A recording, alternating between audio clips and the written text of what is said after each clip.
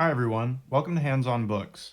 This is going to be another episode where we're sort of out of our regular format, which is to pick used books at random from a big pile, but these I need to give to someone. So I already know what they are, and let's just open them.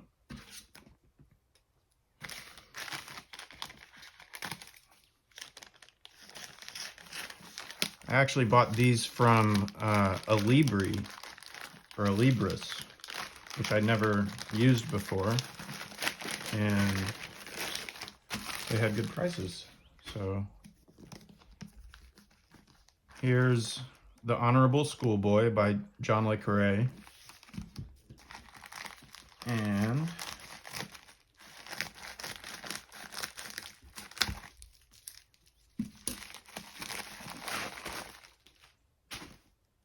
Smiley's People.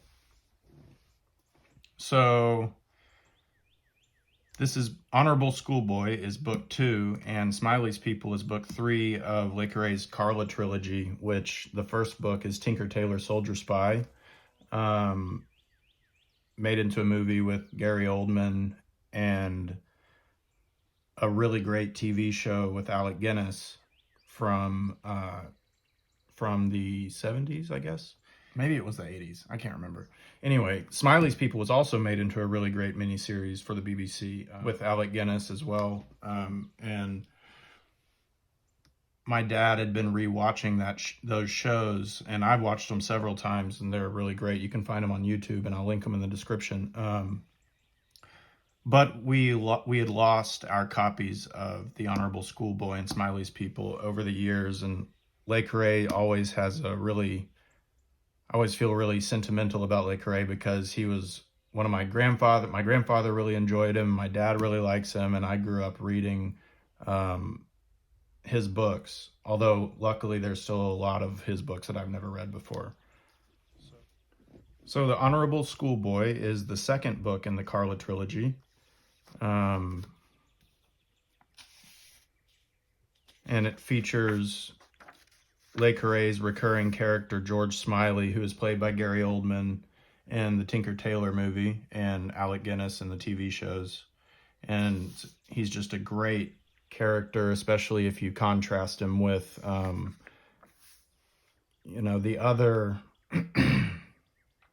James Bond-y type espionage characters that were, I guess, prevalent at the time when Le Carré was writing. And he always had a more realistic, at least it felt realistic from a reader's perspective, interpretation or representation of the world of spies and espionage and all that. George Smiley is this really sort of missable person. Like he's not intimidating physically or anything like that, and just a really great character that Le Carré uses in a lot of his books. So this particular copy is from 1977, published by Knopf. And I think this costs $3 or $4 on a Libri. And it seems to be in really great condition. So I might start using Libri more often, because I was comparing prices between them and, HoB books, and this looks to be in perfect condition. I couldn't be happier for $3. Let me go ahead and just read the first page.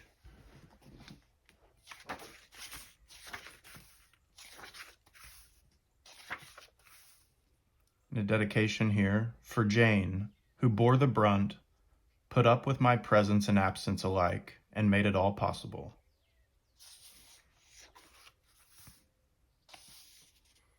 Just a brief interjection here. While I'm editing, I would hate to spoil anything for even one person. So if you're considering reading the Karla trilogy or Tinker Tailor Soldier Spy, skip to this timestamp. I just didn't want someone not to be looking at the screen, because the first page of The Honourable Schoolboy totally spoils Tinker Tailor Soldier Spy. So skip to this timestamp that's flashing up, or that's posted on the screen, if you are considering reading any of these books. in a poem here. I and the public know what all school children learn. Those to whom evil is done do evil in return. W.H. Auden.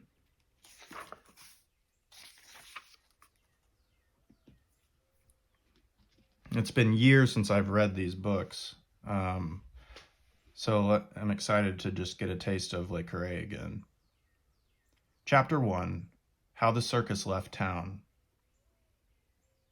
Afterwards, in the dusty little corners where London's secret servants drink together, there was argument about where the dolphin case history should really begin. One crowd, led by a blimpish fellow in charge of microphone transcription, went so far as to claim that the fitting date was some 60 years ago, when, quote, that arch-cad Bill Hayden was born into the world under a treacherous star. Hayden's very name struck a chill into them. It does so even today.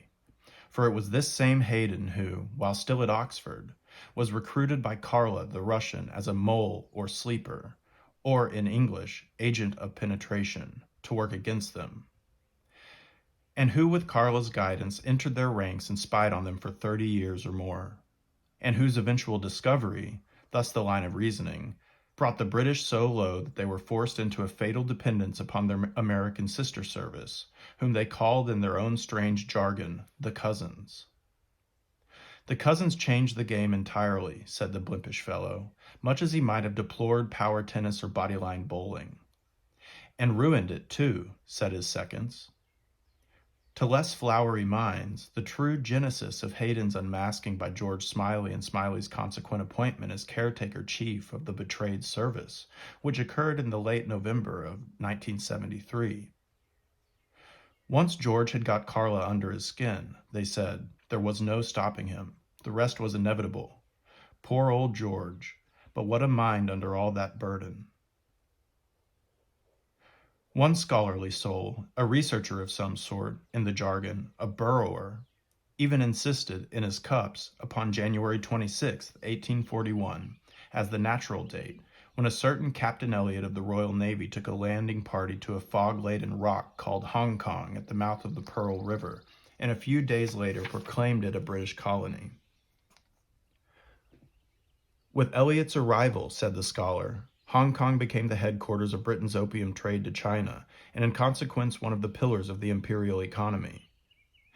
If the British had not invented the opium market, he said, not entirely serious, then there would have been no case, no ploy, no dividend, and therefore no renaissance of the circus following Bill Hayden's traitorous depredations. So yeah, he's just sort of getting you through what happened in the first novel, where you have a mole in the British Secret Service, what Le Carré refers to, I guess, this component of it as the circus. And Le Carré is one of those authors who really kept up with the times, in the sense that whenever he transitioned really well from like Cold War to post-Cold War worlds and like plot lines and characters and stuff like that. So whenever he's writing this, he's maybe casting back to a time when moles were like the preoccupation of intelligence services, because we'd had several, or governments all over the place were infiltrated. So in the Karla trilogy, it starts off, the main plot line of Tinker Tailor is like chasing a mole, essentially.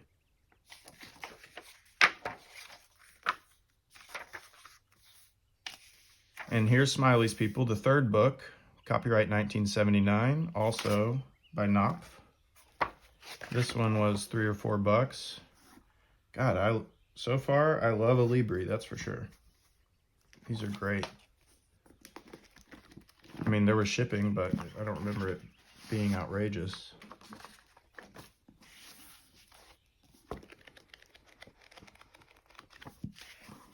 They smell good too. So Smiley's People, also made into a mini-series with Alec Guinness.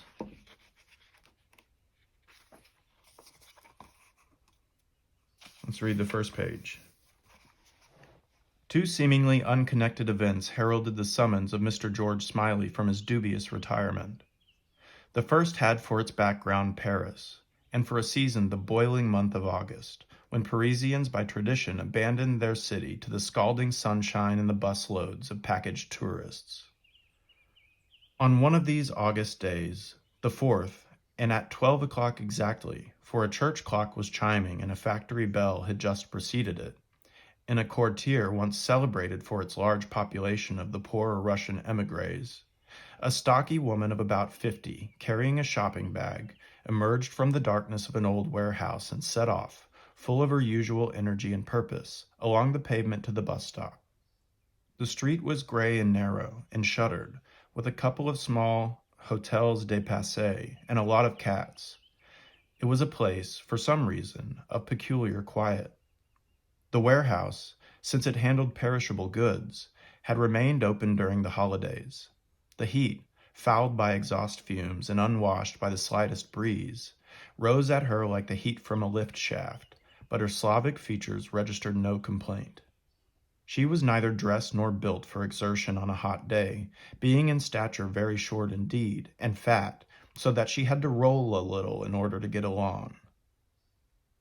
Her black dress, of ecclesiastical severity, possessed neither a waist nor any other relief except for a dash of white lace at the neck and a large metal cross, well fingered but of no intrinsic value, at the bosom. Her cracked shoes, which in walking tended outwards at the points, set a stern tattoo rattling between the shuttered houses.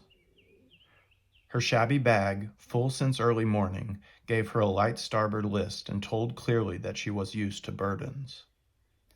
There was also fun in her, however. Her gray hair was gathered in a bun behind her, but there remained one sprightly forelock that flopped over her brow to the rhythm of her waddle.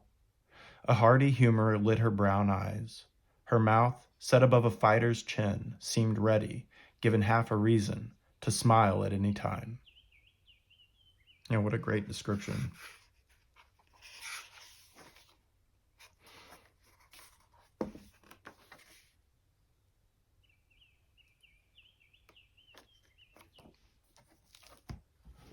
All right, so that was The Honourable Schoolboy and Smiley's People by John Le Carré. And got to give these books to my dad because he's been watching the miniseries lately, and we lost our copies of them over the years. So couldn't recommend these books enough, starting with Tinker Tailor. By far my favorite espionage author and probably series. And also, before we get out of here, I went to Half Price Books today and found a Jack Vance book that I'd never even heard of. So this one was for $3. I don't really need scissors for this.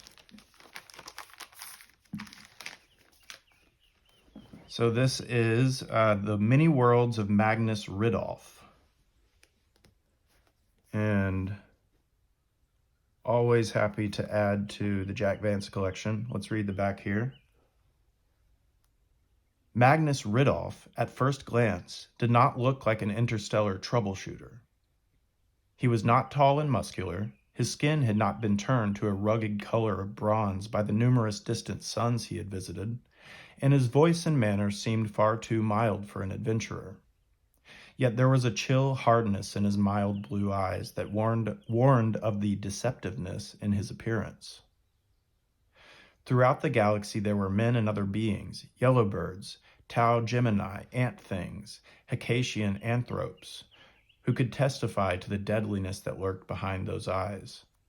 In Magnus Ridolph, Jack Vance has created one of the most memorable characters of his award-winning career.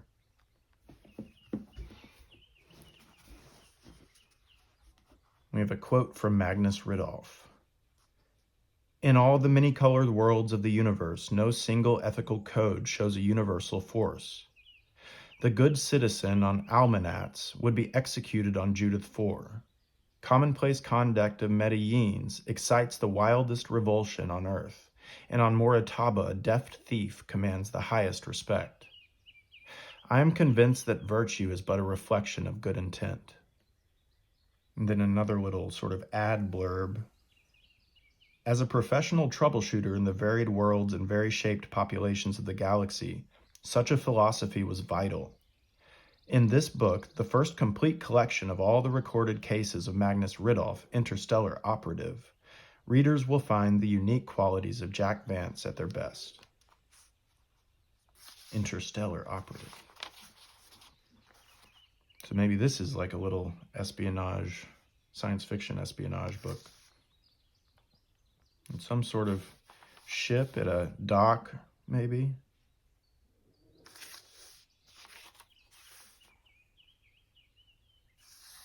So maybe these are short stories because these don't necessarily, the table of contents doesn't look like it. These are chapter assignments. So let's go ahead and read the first page of what might be the first short story called The Cocod Warriors. Magnus Ridolph sat on the glass jetty at Providencia, fingering a Corti Cortino of blue ruin. At his back rose Granite Head. Before him spread Mills Isles Ocean, and the myriad little islands, each with its trees and neoclassic villa. A magnificent blue sky extended overhead, and beneath his feet, under the glass floor of the jetty, lay Coral Canyon, with schools of sea moths flashing and flickering like metal snowflakes. Magnus Ridolph sipped his liqueur and considered a memorandum from his bank describing a condition barely distinguishable from poverty. He had been perhaps too trusting with his money. A few months previously, the Outer Empire Investment and Realty Society, to which he had entrusted a considerable sum, had been found to be bankrupt. The chairman of the board and the general manager, a Mr. C and a Mr. Holpers, had been paying each other unexpectedly large salaries, most of which had been derived from Magnus Ridolph's capital investment. Magnus Ridolph sighed, glanced at his liqueur. This would be the last of these. Hereafter he must drink vin ordinaire, a fluid rather like tarragon vinegar, prepared from the fermented rind of a local cactus. A waiter approached. "A lady wishes to speak to you, sir." Magnus Ridolph preened his neat white beard. "Show her over, by all means." The waiter returned. Magnus Ridolph's eyebrows went S-shaped as he saw his guest, a woman of commanding presence, with an air of militant and dignified virtue. Her interest in Magnus Ridolph was clearly professional. She came to an abrupt halt. You are Mr. Magnus Ridolph?" He bowed. "Will you sit down?" The woman rather hesitantly took a seat. "Somehow, Mr. Ridolph, I had expected someone more, well..." Magnus Ridolph's reply was urbane. "A younger man, perhaps, with conspicuous biceps, a gun on his hip, a space helmet on his head, or perhaps my beard alarms you." "Well, not exactly that, but my business..." "Ah, you came to me in a professional capacity." "Well, yes, I would say so." Yeah, I always enjoy how Vance just dumps you right into the world, and he always does a great job of throwing sort of semi-familiar details at you, tweaked a little bit to make you feel like you're wherever he wants you to be.